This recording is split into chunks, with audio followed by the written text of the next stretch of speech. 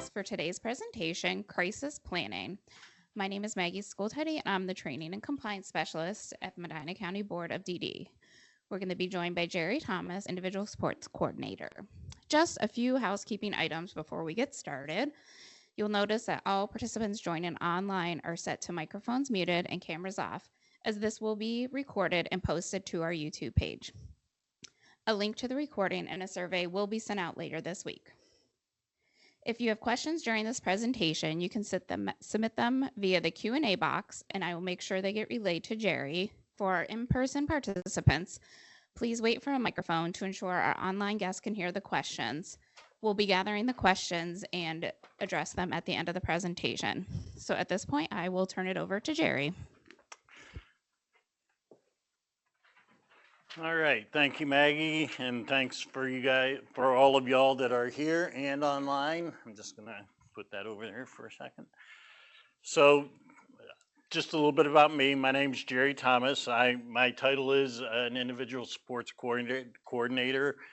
That's kind of a fancy mouthful of words. I work in our community supports department, and my primary role is in doing some staff training around a variety of different topics and supporting you folks who are supporting the folks that we provide services to. You're going to hear me talk about our population as folks, people. I avoid on purpose using terms like client and things like that. I'm a strong believer that our language drives our behavior and thinking. And when I think of our folks as just other folks, it's going to help put them in that frame in front of me where I'm treating them just as another individual human being. And that's what I want to be able to do. And that's what I hope to convey. I also want to, before I forget, thank you for what you do in supporting those folks that we support through the Medina County Board, through whatever role you're doing in the community, parents, independent providers, day program providers, residential providers. All of you have a crucial role in helping the folks that we serve live their best day every day. I have a sister who's 20 years younger than me, who has Down syndrome, who receives services in the Summit County area. She just moved from living with my folks who had to make a move themselves, who are octogenarians, late octogenarians at this point, and she moved in with a sibling and her family, and they're becoming a small unit of people within a new household too. So I do this at work, I do this in my family. I also, sometimes in some of the stories I hear, you might hear a little bit about the people who I spend the time away from work with, and that's my wife who teaches nursing at Kent State. I have 3 adult sons spread throughout the country at this point, a couple in Denver, my son and his wife who live in Denver, my son Sean and his wife Jen, who have 2 of our grandchildren who live in North Carolina, and Scott and Jesse and their 2 girls that live in Richfield, so we get to see them a little bit more.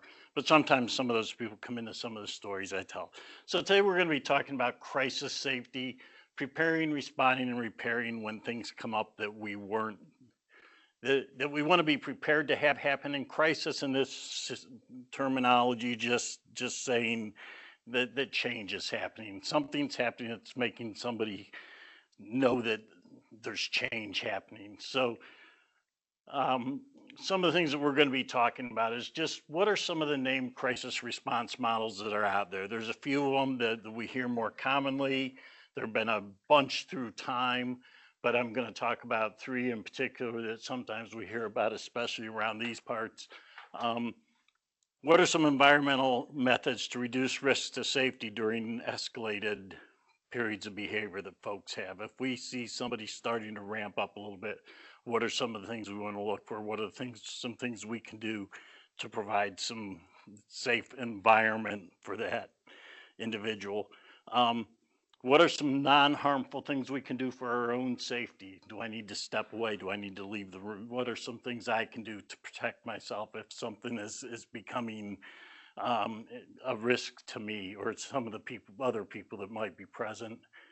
Um, Identify and recognize what neutral really means. That when we'll talk about that, and then determining. Um, we always want to keep in mind least intrusive, most positive, and safest response when threats to safety occur. We're going to talk, I'll talk about some suggested offens and suggested nevers. Some of my best mentors through my time in working in this field have been folks with challenging reputations that have taught me a lot. I've had some really good mentors too along the way. So a crisis is any situation where an individual's escalated behavior might rise to where it poses a threat to safety. Um, Crisis is a turning point for better or worse in an acute situation, an unstable or crucial time or a state of affairs in which a decision or a decisive change is a decisive change is impending. So if something doesn't happen during this time, that's one of the questions that I often need to ask. Does something need to happen? If something doesn't happen, are things going to get worse? If I do, can I do something to make things better or make things safer if things escalate? So the three named crisis intervention models that I'm going to talk about. The first one is I'm going to talk about is CPI. Crisis Prevention Institute does a nonviolent crisis intervention program. I'm actually a trained trainer on that. We do training through the county board for folks that are serving folks in Medina County can go through the verbal part of the nonviolent crisis intervention program. And if you're interested in that, we can get information out to you after this about that. Previously, I taught a system called the MANT system, and MANT doesn't stand for anything except I think it was the name that the person that developed some of that was. Um, and then our school side here at the agency in Medina County uses what they call the AGIS system, which is a crisis prevention and de-escalation. They all have some similarities, but they all have just a little tiny bit of difference to them too. So when we're talking about CPI, again, it's nonviolent crisis intervention training. The thing that CPI stresses is care, welfare, safety, and security. They talk about distress behaviors, and they use a term called rational detachment as a way for us to step aside, be objective, see what's going on, and how we're going to respond to what we see going on with the individual. Their emphasis are on supportive communication, on that rational detachment. Each one of these talk about being trauma informed and responsive, trauma being something that's affected the person to some degree and still has an effect going on in their life. And then when somebody is having a crisis, they break it down into how you could be seeing that as either you're seeing anxiety in the person, at which point you're being supportive with that person. If you're seeing that person be defensive, they give tips and strategies on how to be directive to that person during the time that they're being or acting defensive. If they're showing risk behaviors, they've got some safety interventions that they recommend be used. And then they talk about tension reduction as kind of baseline or where they want people to be, where we're heading back to, the kind of status quo for the person. How do we keep therapeutic rapport? How does CPI help the person who's directing and helping the person that's in crisis get back to tension reduction through the use of therapeutic rapport, talking with them, reviewing the situation, what happened, and getting back to status quo, back to the better part of living. Man system talks about a crisis cycle with phases and responses, and it emphasizes that we always have to have on what they call their radar, that we're recognizing what's going around us, assessing that, deciding to do something, acting, and reviewing the results. And that's what they call having our radar on. One of the things I like that MANT does is they really emphasize throughout their curriculum that what I want somebody that I'm supporting to know and to believe is that in this place and with these people, I feel safe. And when we looked at CPI too, care was the first one. If people are not feeling like their basic needs are being met, if they're not feeling safe, or they're not feeling warm, or they're not feeling all those basic needs that people have, I can say all the right things in the world, and I'm not going to make a bit of difference if people aren't feeling safe, if they're not feeling like their primary needs are being met. So, and then the nitty gritties of the MANT system, they talk about relational skills, conceptual skills, the power of relationships, and positive interventions and supports. And all of these named programs all emphasize above everything else the positive relationships and the positive supports that we're going to utilize in working with folks. The AGIS system is the one that I'm least familiar with these. I did take the course when one of our instructors on the school side teaches us to the teachers over there. They emphasize looking at behavior and what happens. What are the activating events that come before the behavior? What are the beliefs that the person exhibiting the behavior is operating on? What are the consequential emotions that are coming from that behavior? They talk about trying to dispel or dispute negative self-emotions, how to talk people down, and the effect that co-regulation has. And that's, you know, in doing all of these, there's a really strong emphasis on how I look and how I act with the person who's in crisis is going to be a big factor in how that resolves. If I'm getting excited because somebody's getting excited, we're just going to have two people that are excited. Where I really want to be able to have, I can be an example, I can be a role model, I can do things, but I have to do things intentionally for me to make that happen. And we'll talk about what some of those things are.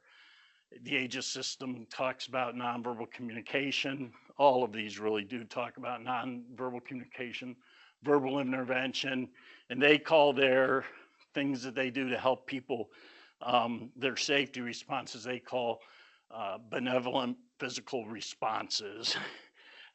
And what they're saying is this: if they have to put hands on somebody, they're trying to do it in a way that's benevolent. It's for the benefit of the person that they're doing it and not for any other reason. But that's what they call their hands-on, when they do put hands on with that. I've always liked to talk about a cycle of engagement. That my favorite term for how I interact with folks is I want to be a mentor with folks. And to me, a mentor is someone who can help guide behavior without dominating what's going on with the individual. So, and I like to create an environment where that can happen. I like to call that the mentoring environment. I can be doing a really good job of being in the mentoring environment. It's where I want to stay most of the time.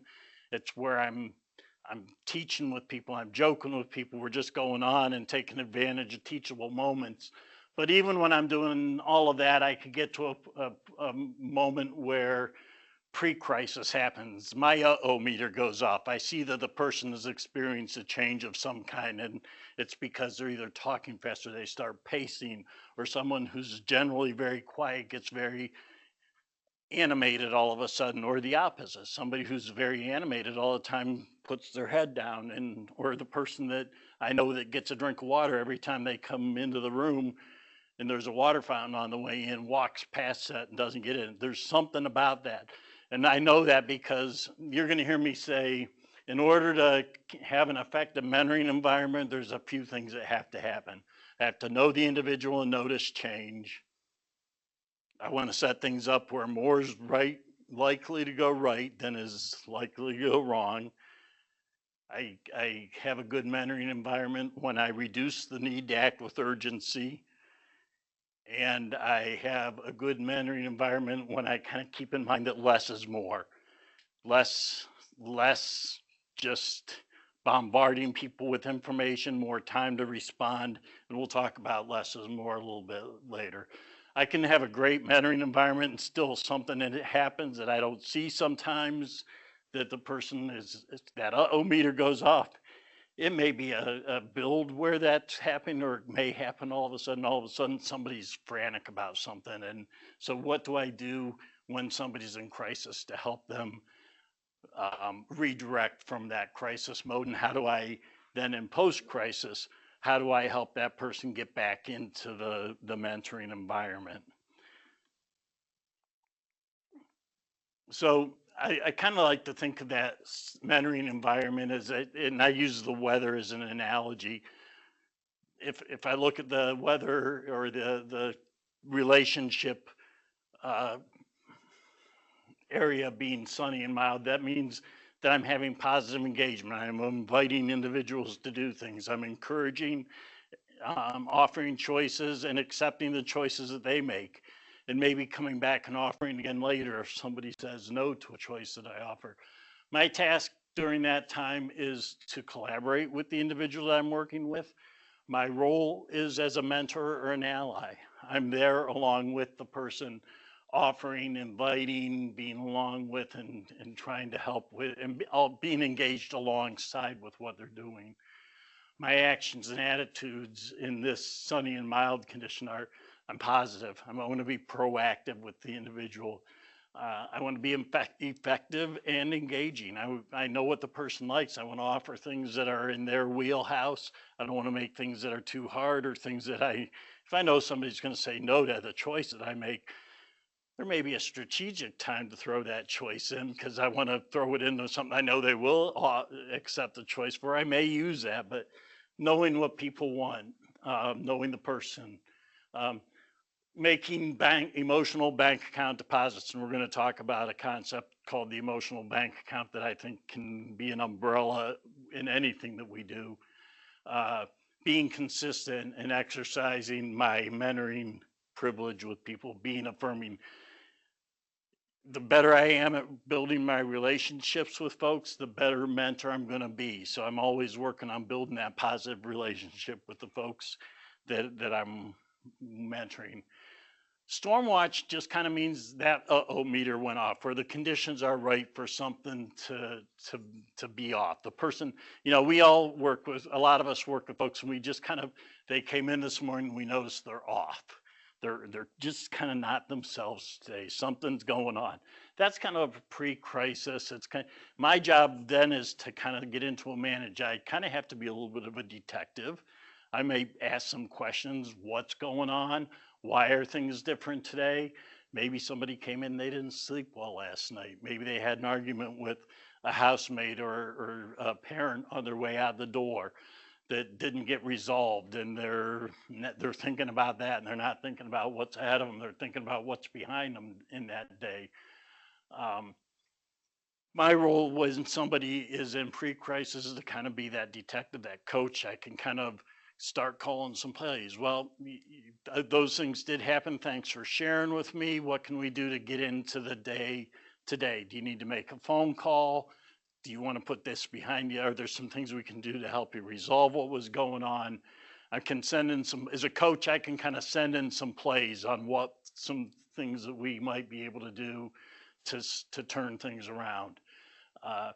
It's also a time where I'm looking around just to see, is there anything else that I need to be paying attention to that could go sideways, because this person is starting to show some signs of not being in a great place today, in a good mental space or in a good mood. It's a critical period of response. If I do this well, chances are I'm going to just kind of get back to that mentoring environment pretty easily. I may do this really well and still get to the crisis, and there was nothing I was going to be able to do right then about it anyhow. But at least I'm trying. I'm determining what's the person looking for, what's going to help them feel as safe and be as comfortable as they can right now. What do I look like to that person when I'm doing that? Am I looking like I'm scolding, or I'm ready for anything to happen? Or am I just kind of listening and being welcoming to say, please help me help you resolve what's going on? What does my body say? What are my paraverbal messages? And what de-escalation strategies might I be thinking that I might do? And I kind of do that during the storm watch. This can be effective too with people that are working with folks that are in, if you're working different shifts from people, like, and you come in and somebody's already been kind of showing some signs of they're not quite themselves, they can kind of use this as code sometimes. It's, Fred is kind of in a storm watch mode today. Just kind of be aware. And so I don't have to go into the details about what's going on with Fred. I can just say, maybe we've got a storm watch, or maybe we've got a storm warning going on with Fred. And that means that he's already showing signs that he needs attention right now. And in that role, my role changed. In that situation, my role might change to be more of a referee. A referee can point out what happens. They can, blow a whistle, or in soccer, they give a card or a flag or hold something up to say, we need to recognize that we need to slow things, put the brakes on, do a pause here right now. When I'm being the referee, I'm being reactive and responsive to what's going on with the person who's having the crisis behavior in front of me. I need to have myself under self-control. When a referee in a football game calls a foul, they don't go and scold or start getting on the person's case that a good referee doesn't start making it and getting into an argument with the person they called the foul on. They point it out and they impose whatever's going to happen. They get on with the game. It's not personal, and we need to be able to do that too. We need to have self-control and not get or take things personal that are happening when a person becomes escalated. We have people that might get escalated and start calling me names, or start calling my kids names, or start calling my mom a name, and I can't. How can you dare say that? I have to maintain that calm and self-control myself, so that I'm not adding oil onto a fire. I want to do things that are going to bring the fire, bring the heat down. Always remember the individual's safety and dignity. Again, what's in the environment that might need to be moved, or do I need to be closer to an exit so I can leave, or are there other people in the area that need to get out? And are there some, do I need to be looking are there things that for my personal safety, or does the person need more than I'm able to even offer for safety? Sometimes we need to get other authorities involved when crisis happens. Because it's too much for us to handle. And recognizing that it could happen and having a plan for it is going to be helpful. And then, like with weather, after a storm happens, then there's a clearing period. And during that clearing period, we're just kind of taking a look. Are things really calmed down? People's color returns, their breathing returns to normal. They're not as loud. And my task during that time is to reassure people that it's okay to get on with the day, to re-engage with the individual. Depersonalize. This didn't happen because of me. Most likely it didn't happen because of me. Sometimes we do cause problems if it happened because of something I did. If I said the wrong, I know a guy who his name is George, and I'm just going to say his name is George Thomas. But if I say George, it's time to go to lunch, he gets all stuck because when he prefers to be called a name other than George. And when you say George, it's like he's in trouble. And he says, George. And he just starts repeating it back to you. And I say, oh, I'm sorry. I mean, Mr. Thomas, it's time to go to lunch. And he's fine if I say that. And I know him and I know this change. I know that he got prickly because I called him George, didn't call him the thing he liked to be called. I need to take responsibility for that and act on that myself. So that means I might apologize. Hey, I'm sorry, Mr. Thomas. I know you don't like when I call you George, but it is time to go to lunch, and I'm going to try really hard not to do that the next time. So taking responsibility and doing that repair, restoring the relationship. I like to say debrief and be done, because what happens sometimes is, we, especially when we're working with people in shift situations or in shared environments, that they have a bad moment, and we can tell the person that's coming on after us, well, Greg's had a bad day. Well, he had some bad moments during that day, but those are done. They're over. Let's work about what's going on now in the future. So debrief and be done are some of the things that I like to do in that clearing mode.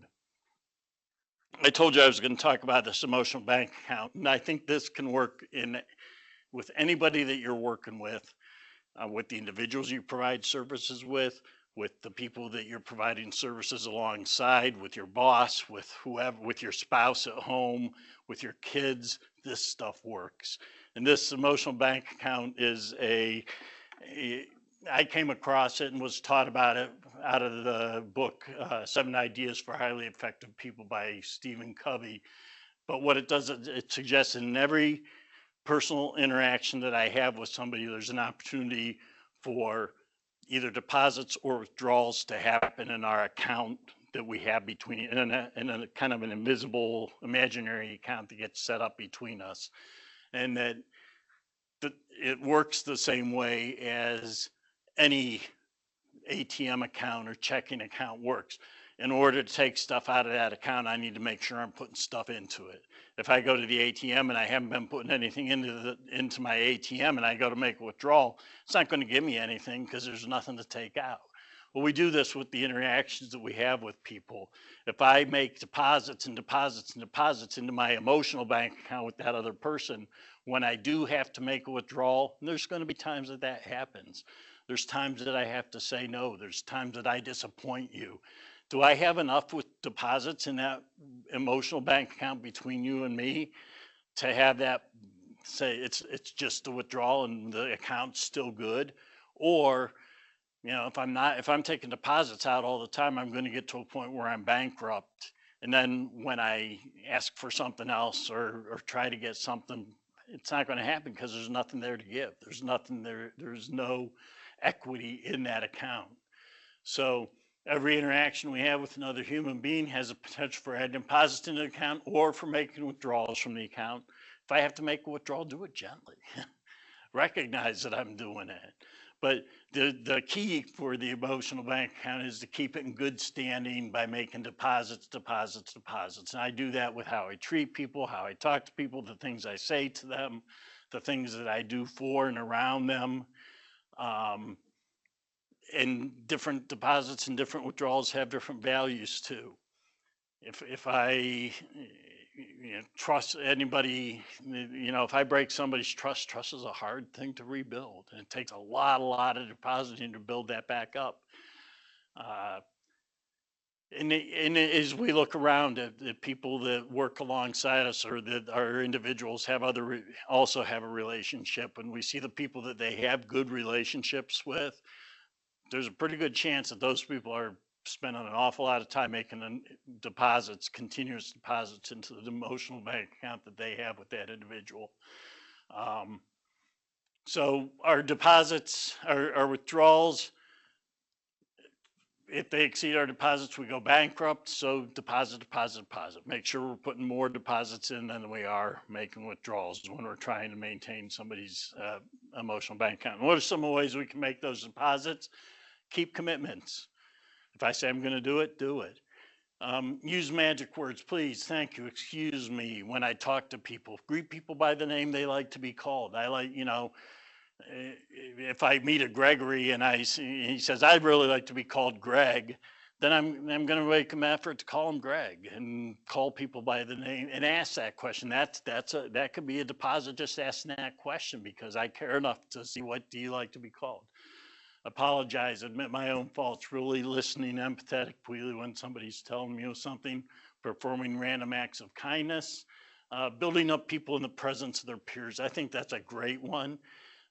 We all like to have somebody recognize us in front of people that care about us. If we can do that with our folks, either with people that they work alongside or they had a really great something happen during the day and their mom or dad are picking them up from a program or picking them up to take them on and we can build them up in the presence of people that are important to them. Great way to deposits into that emotional bank account. Um, Pressing our own pause button. I have press your own pause button. I have to tell you a quick story. When my daughter was young, my daughter who's in high school, and I think I might have forgot to talk about Faith, who's in freshman in high school. When she was about 4 years old, I was telling her something. She said, "Dad, wait, wait," and she held up two fingers like this, and she said, "Wait." I said, "What? What is this?" She said, "Pause." She had in her hand from the time, she could start operating the TV remote or the video remote, it had the button on it that had the two lines that she could press, and it just made everything stop for a second. Pause. Just take that moment to pause. And I've actually used that with some folks along the way since she taught me that, to say, I've actually given people with impulse control issues a little button with a pause on it that says, "Here, just look at this occasionally. If you need to, press that pause button to not run into the next thing that you have going on." But I can do that. That's another way that I can make deposits into that emotional bank account. There's so many ways that we can do it.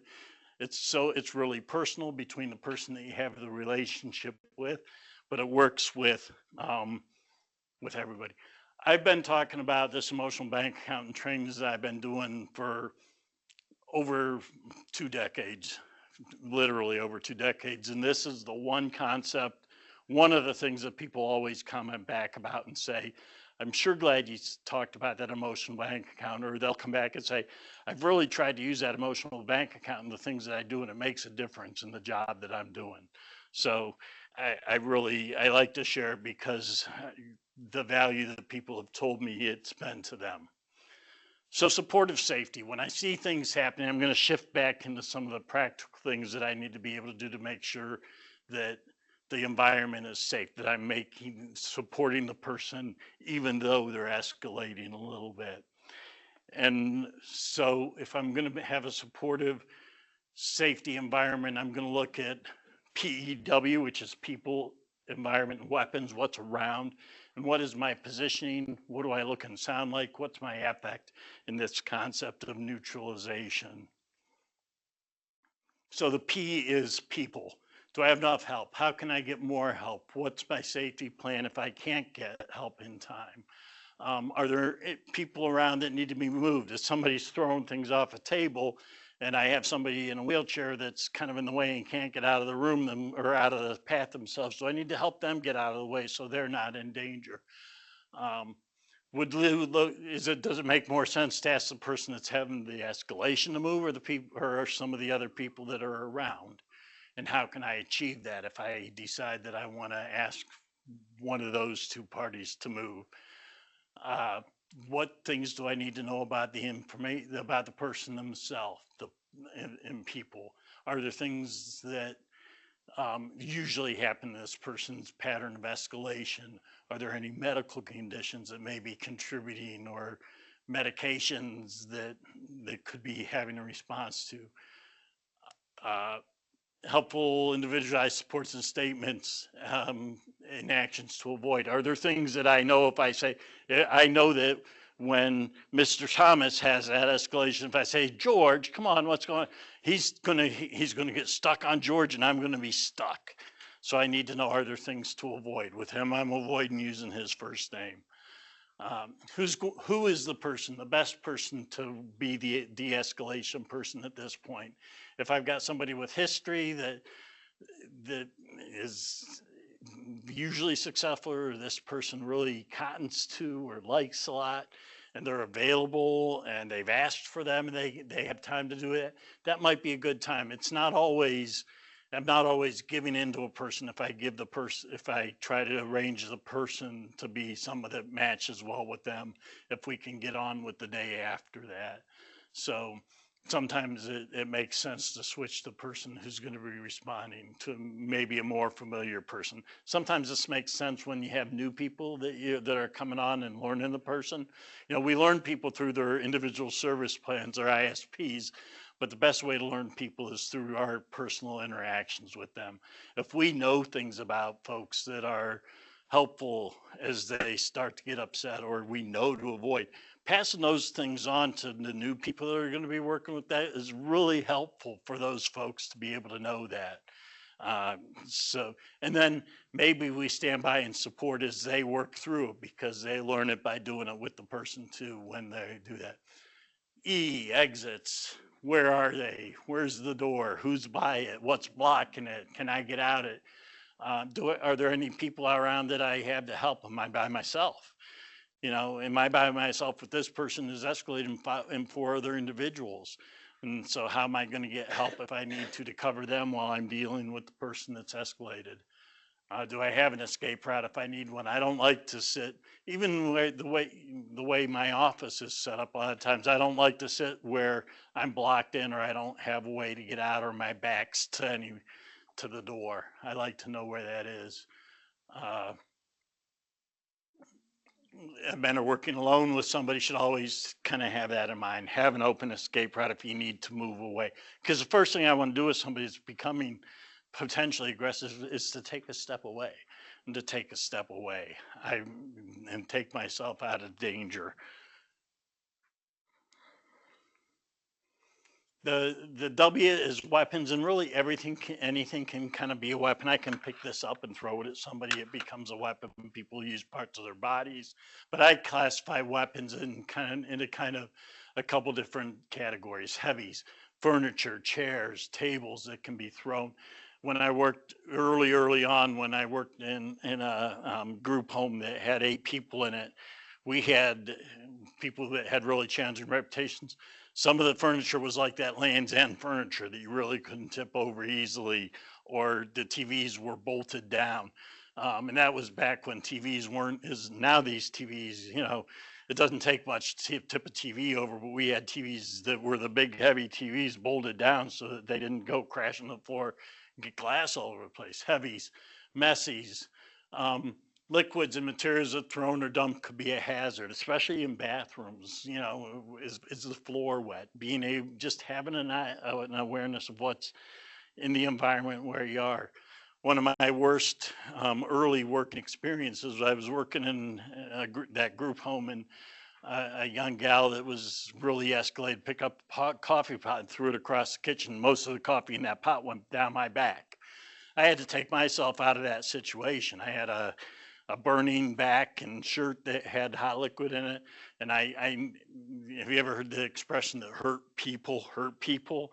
If I'm staying in that environment and trying to work with that person, I'm in physical pain, chances are I'm going to do something that I might regret later.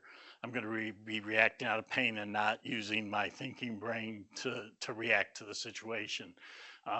Know where hot coffee is if you're with somebody that's impulsive. I learned that one kind of the hard way.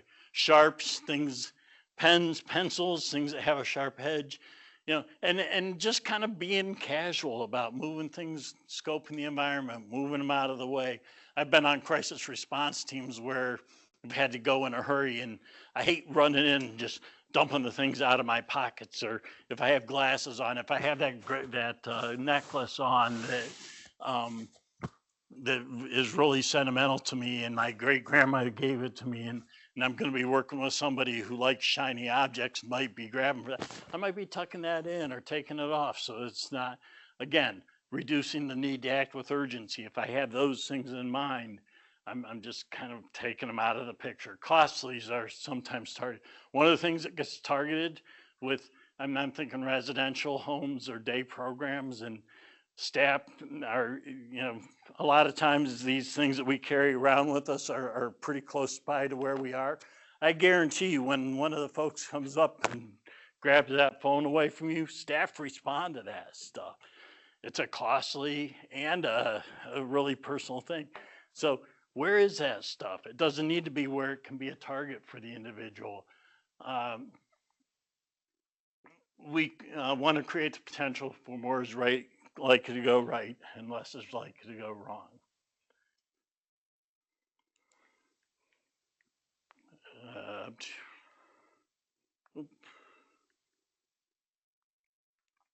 So PAN, positioning, affective neutralization. Positioning includes what do I look like to the person? How am I approaching people? Am I locked up and looking stern or doing things that look like I'm angry? Or am I being relaxed and being inviting? I like to approach people, and if I'm talking to somebody, kind of have this part of my body, the side and down my leg, be what's facing them, so that if they do have a sudden reaction, I can just step back. I'm relaxed and I can step back. And again, not being up against the wall so that I can stand back. What's my location? I like to, and I talk about this as supportive presence. I like to just be kind of beside and alongside people at an angle more than directly face to face. And even if I'm helping somebody like tie their shoe or something, I can come in from an angle and help them tie their shoe from beside them. Whereas if can I borrow you for a minute just as an example here? I might be getting off camera, but if I'm straight on eyes, can I help you tie your shoe? And if I'm bending down and all of a sudden the fire alarm goes on in here, I don't know, she's got a startle reflex that makes her kick out when that alarm goes off and I'm standing right in front of her. I got a whole lot that can get hurt. But if I come in and I'm kind of to the side, can I help you tie your shoe? And I'm off to the side, I can do it from right here just as easily. And then if any of that other stuff happens, I'm pretty safe. So how do I stay safe in my positioning where the person is? Distance of a leg length away, that just means if somebody kicks out, I'm not in danger and I can step back if they step forward. Location between the escalating person and towards a potential target or exit. I may be placing myself in between somebody that's escalated and somebody else who might be at risk from them. If there's multiple mentors present, try to avoid crowding the individual because that can be a trigger to continue escalation instead of cause de-escalation. What do I look like? What does my face say? Body language as well as a tone of voice. You guys have heard me talk, and I'm kind of loud to begin with. Sometimes I need to intentionally slow down, quiet down, pace my talking a little bit differently. And when I do that, sometimes I increase the attention that I get from people. Express neutral to positive emotion and avoid showing anger, frustration, displeasure, fear, or any negative emotions. Reduce the volume and pace of my content, of my verbalization. Have my hands where people can see them. Sometimes, I can be relaxed and talk to people like this, but if I'm talking to somebody who's suspicious of what I might have in my hand, they're thinking of their own safety, not hearing me because they're thinking, what's he got behind his hands? What's going on in his pocket? Why can't I see his hands? So having your hands available, maintaining racks, being on the same level of somebody. If somebody's using a wheelchair, I want to pull up a chair and talk to them down at this level, not standing up here when they're down in their wheelchair. We have kids here in our school program who come over and there's little mini tables in the cafeteria. I may pull up a seat just plop down on the floor next to them to talk to them, just to it conveys some respect. It conveys that there's not a power dynamic going on here. I'm up here, you're down here. We're talking face to face. So anything that I could do that. No finger jabbing. I'm not the person's mom. I'm not their dad. I've seen people get their finger hurt doing this stuff, trying to make a point because somebody grabs it and pulls on it. It's kind of their own fault because they were doing that. But this kind of stuff sends messages too. So be careful. How do I look to the person that I'm trying to help and de-escalate? Never use threats, never use coercive or belittling language. That could be considered abuse and, verbal abuse. And that's not what we're in this for. Neutralization, non-confrontational methods of safely managing physical actions about others. If somebody grabs onto my arm, first thing I want to do, I'm going to try to turn that into a handshake. Do something.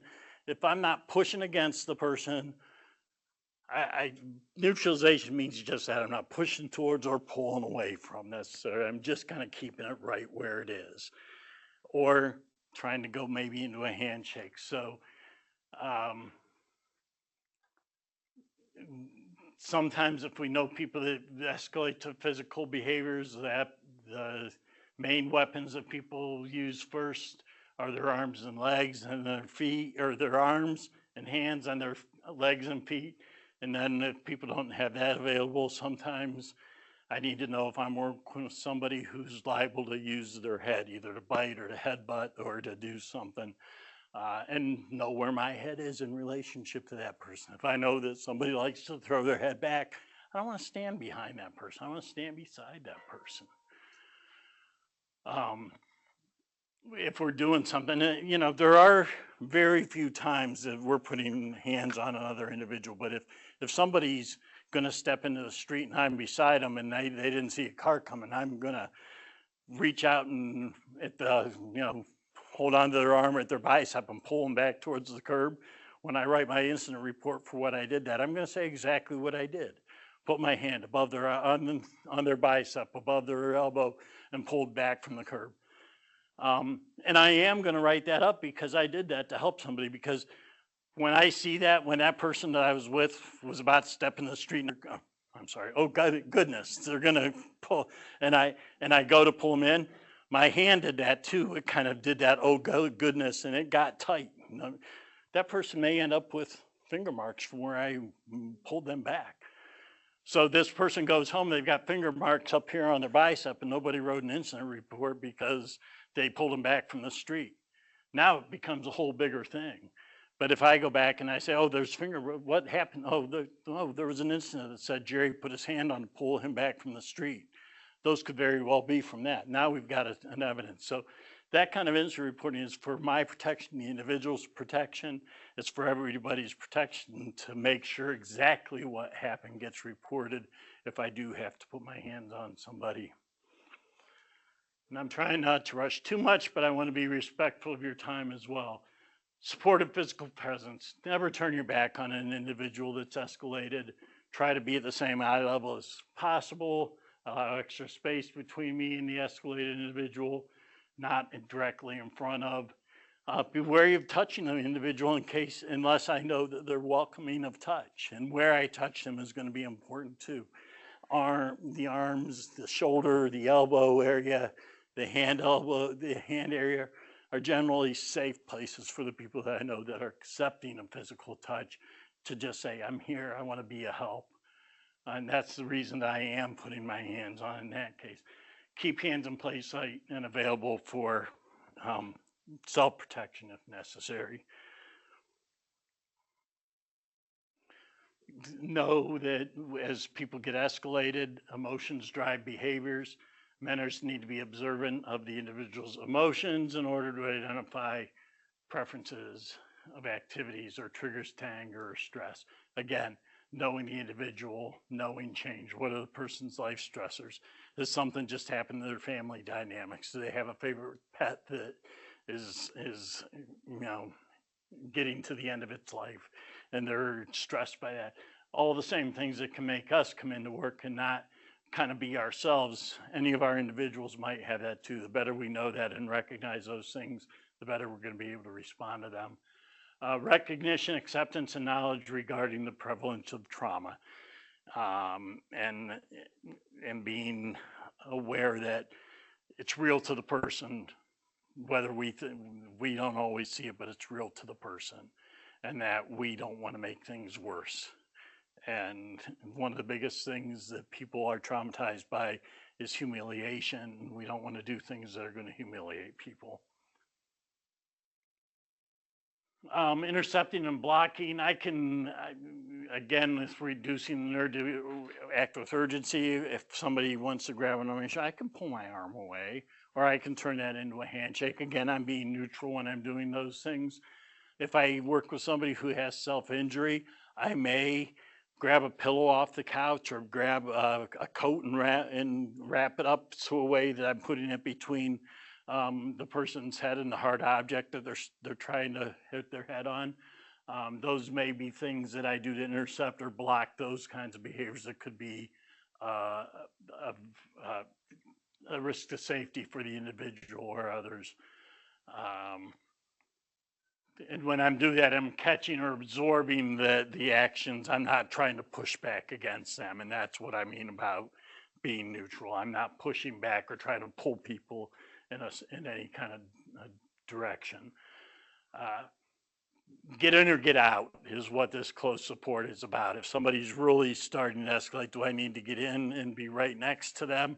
Sometimes if I'm right next to somebody, they don't, if they start doing things with their body, I'm not out here at the end of what's going on. I'm closer, and maybe that's a better position for me. If somebody's sitting in a chair and I get close to their elbow, and if I'm just kind of over here, if her elbow comes on, and it's going to get a part of my body that's not necessarily going to hurt me, but I can help her maintain where she is. Um,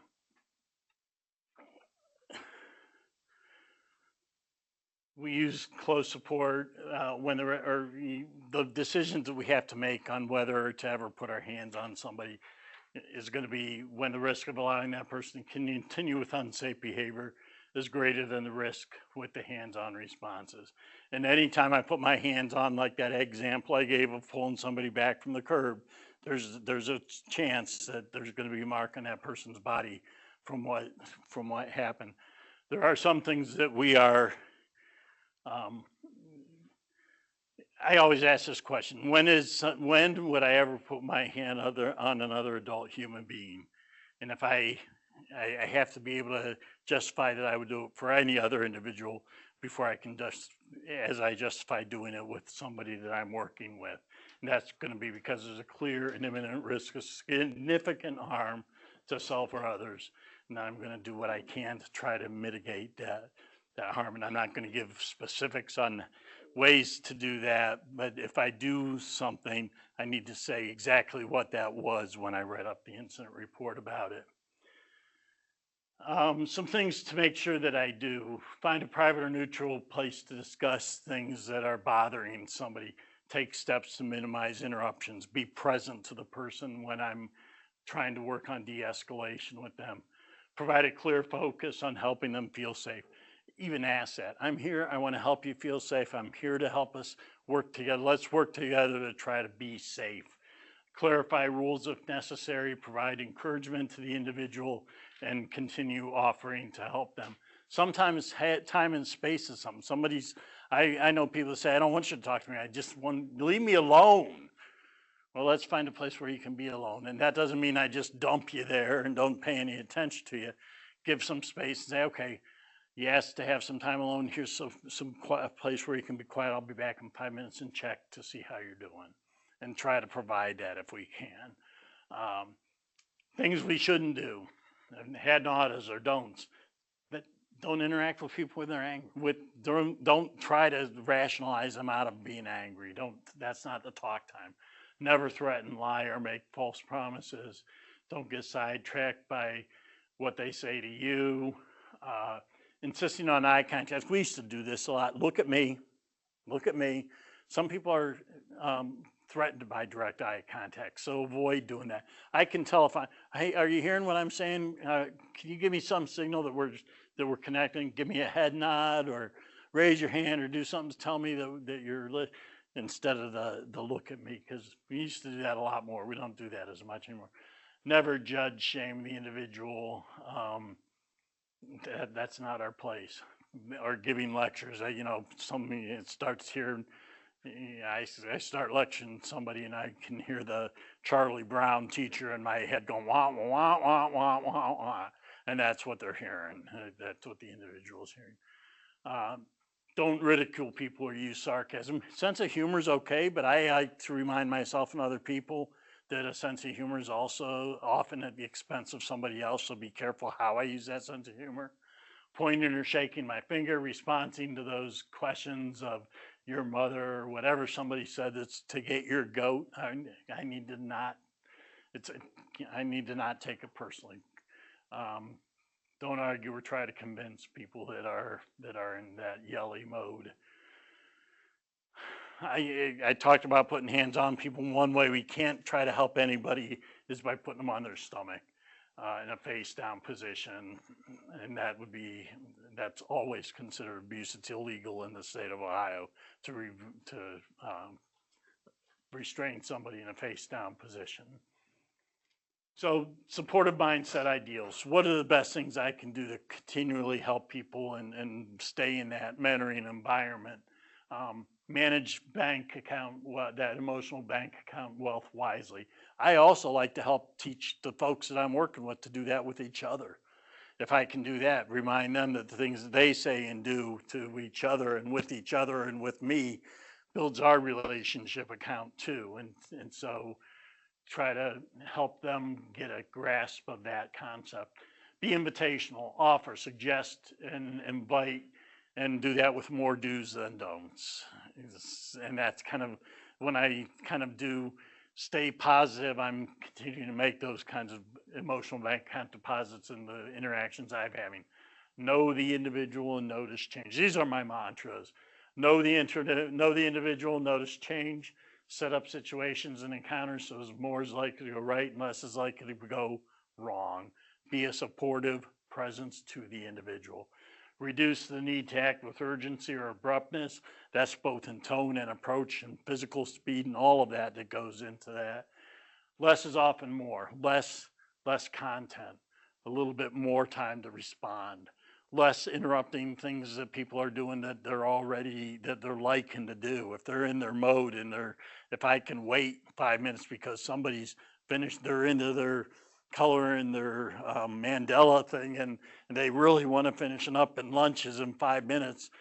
Can they wait 5 minutes to go to lunch before they get that done? Because they're really into it.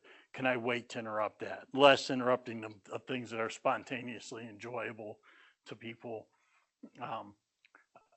I challenge myself to have a higher ratio of positive feedback or corrective feedback to critical feedback.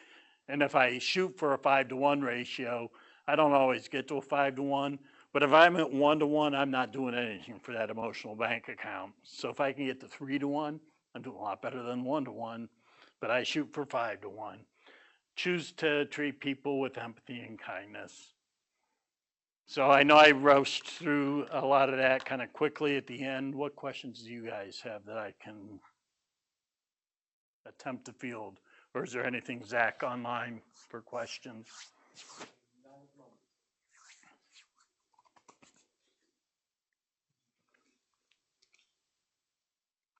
Well, if we don't get any questions, thank you for your time and attention today. Yep. I got a question for you. Hold on.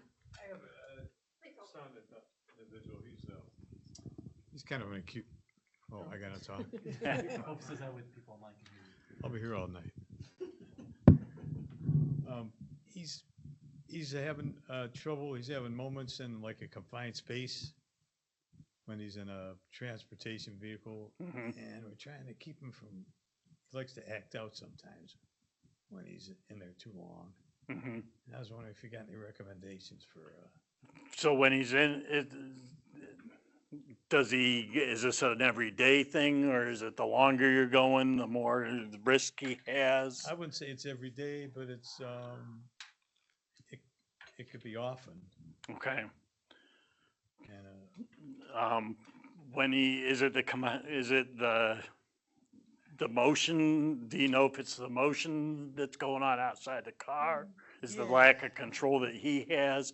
Sometimes I've had people that it's just the motion and being able to eliminate some of what they're seeing out the side window or having something else to focus on in front of them can help take the focus away from what's going on the outside that can be helpful for. okay. The confined space, some people don't like getting into that seatbelt. They don't like the feeling of being confined with that. And fortunately and unfortunately, I usually just have to repeat, I'm going to wear my seatbelt, please try to wear yours. But adults also make choices. You know, if it's the only way he's going to ride is if he doesn't have that seatbelt on and he's an adult and he's making that choice. Sometimes I have to do a risk analysis of that and saying, what's the big, I know people that get in my car. I prefer everybody in my car puts a seatbelt on, but if an adult gets in my car and doesn't put their seatbelt on, I don't sit there and say, well, I'm not moving the car until everybody's in the seatbelt. I did that with my kids when they were young, but I don't necessarily do it if an adult is making that choice. Okay. What else about a confined space or about, and trying to make the trips as short as I would try to make short trips or stops and then go and stops, make mini trips within a big trip if it Okay. helps. Those would be some things I would maybe think about. All right. Does that help? Yeah, well, thank you. Every little bit helps, yeah. Okay, Yeah. Sure, thank you. sure. Anybody else, anything else? Thank you for the question. And again, thank you for what you're doing to support the folks that we work with. We done? I think so. Okay. Thanks. Thanks, Jerry. So as we wrap up today, thank you so much, Jerry, for sharing this information with our group, and thank you to everyone who attended in person and online. Just real quick, I wanted to share for individuals, next Tuesday, we do have an advocacy mingle celebrating Earth Day, and it's just right next door at the big park that nobody can pronounce that name, but I will try, Carolyn Ludwig Mugraj. So there's some flyers in the back for those that are here in person, and for those online, you can visit our website, mcbdd.org, and go to the calendar to find out more information about registering for that. You'll be receiving a follow-up email in the next few days with a link to the presentation and a survey. So if you could please take a few moments to provide us feedback and share any ideas for future trainings and presentations, that is greatly appreciated. If you don't see anything, remember to check that spam folder in your email. Otherwise, have a great day and thank you.